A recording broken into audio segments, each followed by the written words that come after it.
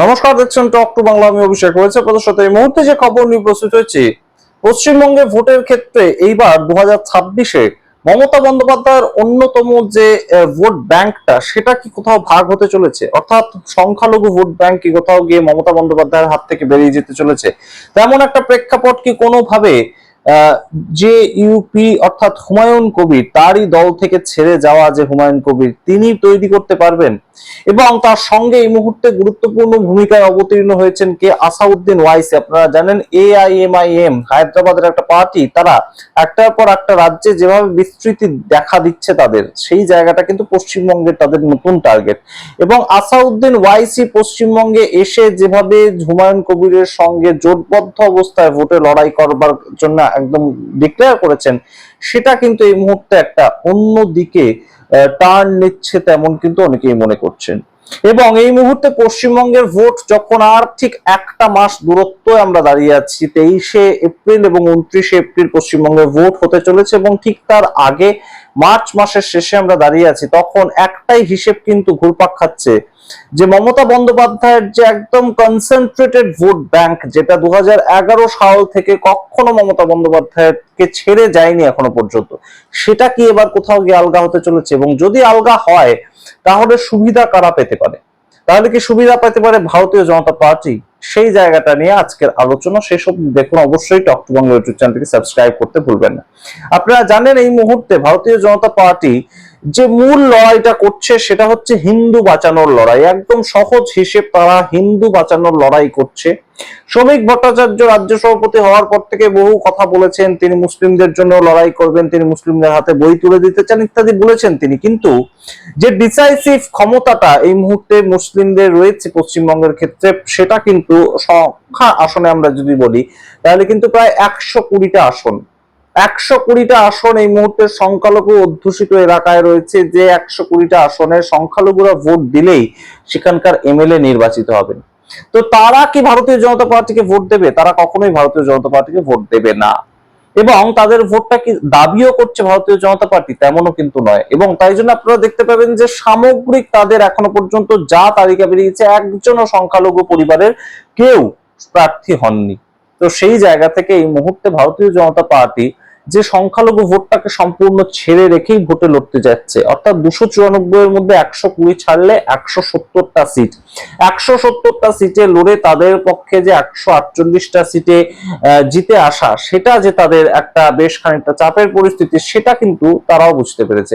এবং সেই জায়গা থেকে এই মুহূর্তে কি তাদের জন্য লড়াইটা একটু হলেও সহজ হতে যাচ্ছে, তার কারণ হুমায়ুন কবির, আমরা দেখতে পেয়েছিলাম যে বাবরি মসজিদ তৈরি করার সূত্র ধরে একটা সম্পূর্ণ পার্টি তিনি তৈরি করলেন, পলিটিক্যাল পার্টি। এবং সেই পলিটিক্যাল পার্টি কিন্তু তার পরবর্তী তৈরি হওয়ার পরবর্তীতে যে একটা অন্যরকম চেহারা নিল, বারংবার মিছিল মিটিং করলো, তেমন কিন্তু হচ্ছে না।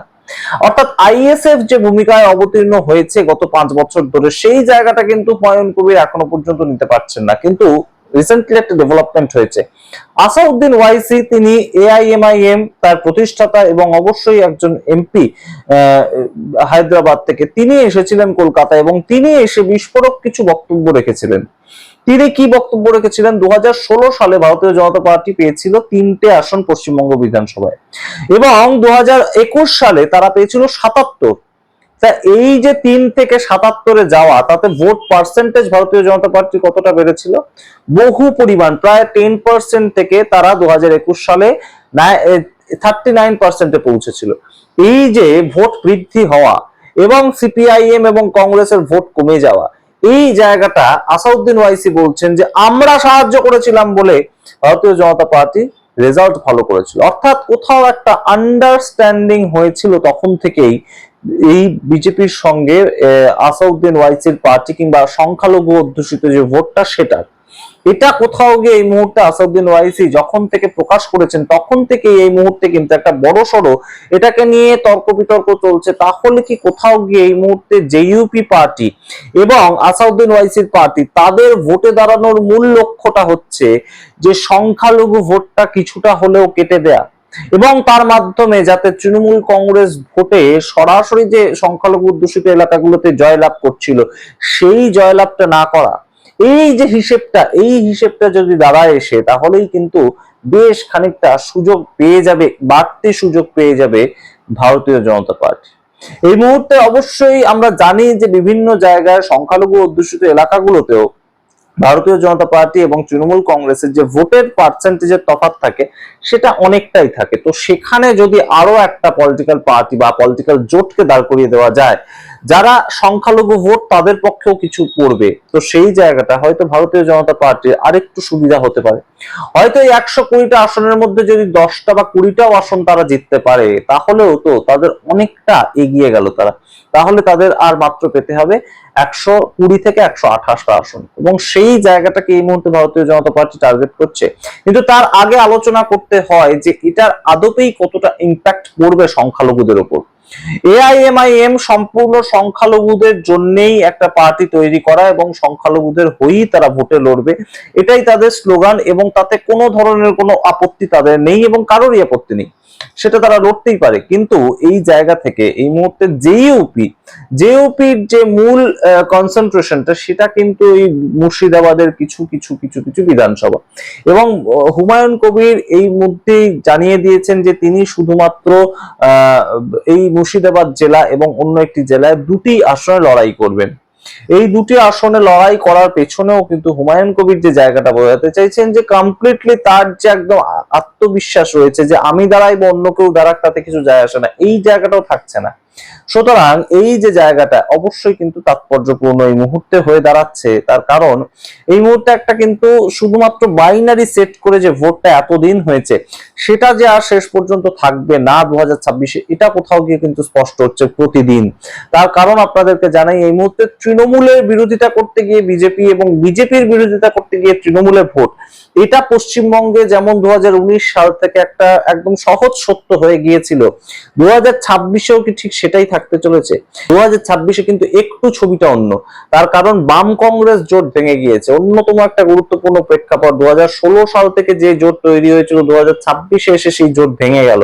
বাম কংগ্রেস জোট যেখানে ভেঙে গেল বিধানসভা ইলেকশনের ক্ষেত্রে, সেখানে অবশ্যই এই মুহূর্তে বামেদের যেমন চাপ তৈরি হবে, কংগ্রেসেরও চাপ তৈরি হবে, এবং 294টা আসন লড়াই করে কংগ্রেস যে খুব একটা আশা করছে তাদের যে একটা বহু আসন তারা পাবে বিভিন্ন জায়গায়, সেটা মালদা এবং মুর্শিদাবাদ ছাড়া বহু জায়গায় আসন পাবে, তেমন কিন্তু কংগ্রেস আশা করছে না। সুতরাং যদি কারোর ক্ষতি হয়ে থাকে তাহলে কিন্তু সেটা বামেদের হবে, এবং তার সঙ্গে কংগ্রেসেরও কিন্তু কিছু কনসেন্ট্রেটেড ভোটার রয়েছে যেখানে সংখ্যালঘু অধ্যুষিত এলাকা, এই সংখ্যালঘু অধ্যুষিত এলাকায় কংগ্রেসকে কিন্তু তারা সাপোর্ট করবেই। তার কারণ কংগ্রেস এই মুহূর্তে যেভাবে রাহুল গান্ধী এআইসিসি যেমন ভাবে লড়াইটা করছে, সেটা ওয়াকফ বিরোধী আইনের ক্ষেত্রে হতে পারে, সেটা এসআইআর বিরোধী আইনের ক্ষেত্রে হতে পারে, প্রত্যেকটা ক্ষেত্রে রাহুল গান্ধীর যে লড়াইটা সেটাকে দেখেও কিন্তু কংগ্রেস বেশ কিছুটা ভোট পাবে এবং সংখ্যালঘু ভোটই পাবে। তো সেই জায়গা থেকেই কিন্তু এই মুহূর্তে যে চাপটা তৈরি হবে সেটা কিন্তু খানিকটা তৈরি হলেও হতে পারে তৃণমূল কংগ্রেসের উপরে, তেমনই মনে করছেন রাজনৈতিক পর্যবেক্ষকরা। এবং অবশ্যই এই মুহূর্তে আসাউদ্দিন ওয়াইসি এবং জেইউপি তারা একদম স্বতন্ত্রভাবে লড়লেও বিজেপির যে একটা সুবিধা করে দিচ্ছেই তারা, সেই জায়গাটা কিন্তু আরো একবার প্রতিষ্ঠিত হচ্ছে। ভোটের রেজাল্ট শেষ কথা বলবে, ভোটের রেজাল্টের পর আমরা দেখতে পাবো 4 মে কে শেষ হাসি হাসছে, কে কত আসন পাচ্ছে, নাকি শুধু ভোটে দাঁড়িয়ে ভোট কাটার লড়াই তারা লড়তে চাইছে। অবশ্যই সমস্তটা বিশ্লেষণ করব, কিন্তু যা যা ডেভেলপমেন্ট হচ্ছে আপনাদের জানালাম, এবং আসাউদ্দিন ওয়াইসির এই কথা অত্যন্ত গুরুত্বপূর্ণ বলে আমরা মনে করি এই মুহূর্তে। তার কারণ 2016 থেকে 2021-এর মধ্যে বিজেপির যে ভোট পার্সেন্টেজ বেড়েছিল, আসাউদ্দিন ওয়াইসির কথা অনুযায়ী সেই ভোট পার্সেন্টেজ বেড়েছিল, তার কারণ তারা বিজেপিকে সাহায্য করেছিল।